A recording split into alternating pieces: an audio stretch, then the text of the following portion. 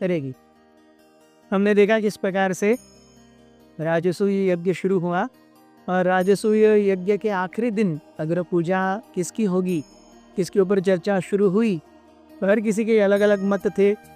जब युधिष्ठिर महाराज ने भीष्म से पूछा कि आपके हिसाब से अग्र पूजा का मान किसे मिलना चाहिए, तो उस समय भीष्म पितामह बोले निश्चित रूप से कृष्ण को मिलना चाहिए। तब जब युधिष्ठिर महाराज ने इसका अनुमोदन किया, सहदेव भी इसके समर्थन में खड़े हुए।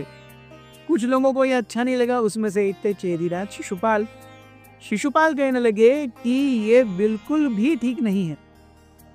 हम देख सकते हैं कि किस प्रकार से सत्ताधारी व्यक्ति अपने ही घमंड में चूर हो जाता है और कोई भी व्यक्ति अपने आप को बड़ा मानने लगता है। ये निश्चित रूप से नियति का ही खेल है, नहीं तो कृष्ण जैसे मामूली इंसान को अग्र पूजा का भार है। शिशुपाल कहने लगे अगर राजाओं की बात है तो द्रुपद कृष्ण से बहुत सीनियर हैं। अगर एज की ही बात है तो भीष्म और कृष्ण के पिता वसुदेव ये भी एज में सीनियर हैं। अगर क्या कहते हैं संतों की या साधुओं की बात की जाए, व्यासदेव कृष्ण से ज्यादा सीनियर हैं। तो हर एक मामले में कृष्ण से ज्यादा सीनियर कोई तो है और यहाँ पर कृष्ण की सेवा की जा रही है। क्या ये गलिच्छ स्थिति है? इस प्रकार से शिशुपाल बहुत ही ज्यादा ताव ताव में बोलने लगे, अपनी मूंछों को मोड़ते हुए।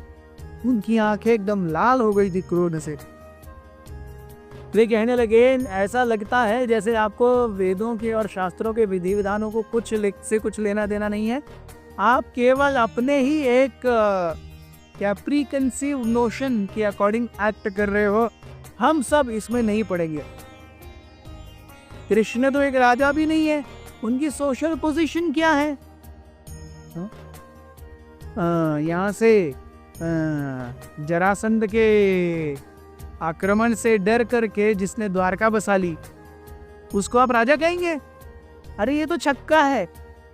इस प्रकार से शिशुपाल कहने लगे कि वो अब मथुरा भी आता नहीं है, द्वारका में ही रहता है। पूरे समुद्र के बीच में एक बेट बना लिया है, वहां कोई आ नहीं सकता। जरासंध को, मेरे मित्र को छल से मार दिया। क्या ये सही है? ये बिल्कुल सही नहीं है। और ऐसे व्यक्ति को अग्र पूजा कराएंगे हम? तो कहने लगे युधिष्ठिर से, युधिष्ठिर अगर तुम्हें कृष्ण की ही अग्र पूजा करनी थी तो हमें यहाँ बुलाया क्यों इस राजसूय यज्ञ में? हम तो सोच रहे थे तुम एक अच्छे राजा हो, हमारा तुम पर विश्वास था, लेकिन कृष्ण को अग्र पूजा देने के इस निर्णय से हमारा तुम्हारे ऊपर विश्वास ही उठ गया है। अब हम तुम्हें चक्रवर्ती सम्राट के रूप में नहीं मानते, तुम जाओ बाहर में। अब हम फिर से युद्ध करेंगे, देखेंगे किसमें कितना है दम। और कुछ लोग जो इसके साथ में चेदीराज के साथ में ताल्लुक रखते थे, हाँ ये सही बात है। यू सी, जब भी ऐसे मुठभेड़ होती है तो दोनों पार्टियों को ज्वाइन करने वाले लोग होते हैं। We have Krishna supporters also, we have Shishupal supporters also. Shishupal Krishna से कहते हैं कि हे कृष्ण, तुम उस कुत्ते की तरह हो जो भगवान को भोग लेते जाया हुआ जब कोई अन्न गिर जाता है, हविष्य अन्न, वो भगवान को लिए जाने से पहले कुत्ता खा लेता ना, वैसे तुम कुत्ते को। What was he referring to? He was referring to the हविष्यन एज रुक्मिणी। तो रुक्मिणी इसे अर्पण होने वाली थी, उसे कृष्ण ने आकर के किडनैप कर लिया। तो शिशुपाल कहते तुम उस कुत्ते के जैसे हो जो हविष्यन में गिर गया तो उसे लेकर के भाग जाता है और फिर वो अन्न भगवान को अर्पण करने लायक या देवताओं को अर्पण करने लायक नहीं होता। कृष्ण आराम से बैठ के सब सुन रहे थे। शिशुपाल ये अपने ताव में उन्होंने अपनी कमर पर हाथ रखा और अपने कमर पट्टे पर से जो म्यान रखा था उसमें तलवार लटक रही थी, उसके ऊपर अपना हाथ रखा और साथ करके निकाला। कहने लगे कि जो भी मेरे साथ आना चाहते हैं चलो मेरे साथ, हम अभी इस राजसूय यज्ञ का त्याग करते हैं। इतने सारा राजे तैयार हो गए, सब शिशुपाल के पीछे जाने लगे। भीष्म खड़े हुए और भीष्म कहने लगे अरे अगर आप कृष्ण को पूर्ण पुरुषोत्तम नहीं मानते जो कि हर एक कण कण में निवास करते हैं, तो आप स्वयं कौन से मान के हकदार हैं?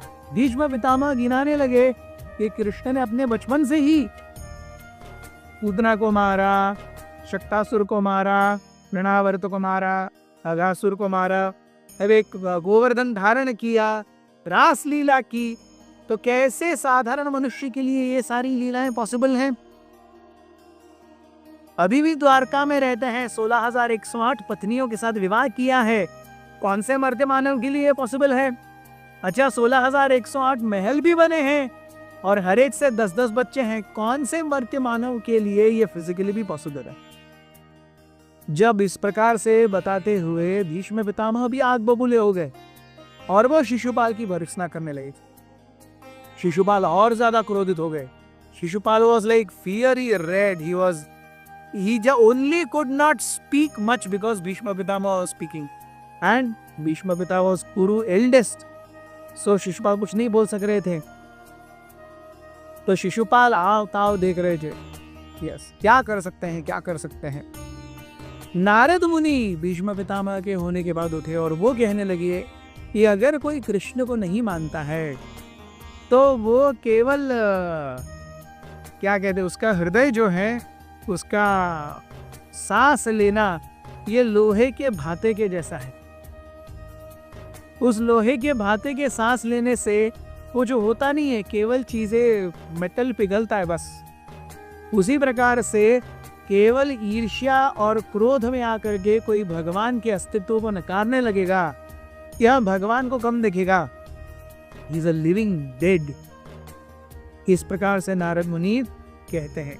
Shishupal becomes even more angry. कई सारे राजा शिशुपाल के बोलने से उत्तेजित हो ही गए थे।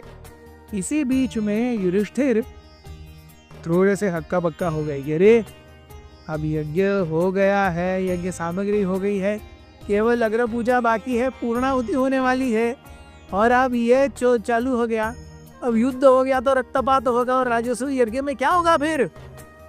वो डर गए। वो भीष्म पितामह के पास गए और युधिष्ठिर ने मारा, क्या लगे, पितामह पितामह यज्ञ का क्या होगा? अब भीष्म पितामह ने युधिष्ठिर से क्या कहा, ये हम देखेंगे कल। बने रहिए हमारे साथ। अथ श्री महाभारत कथा।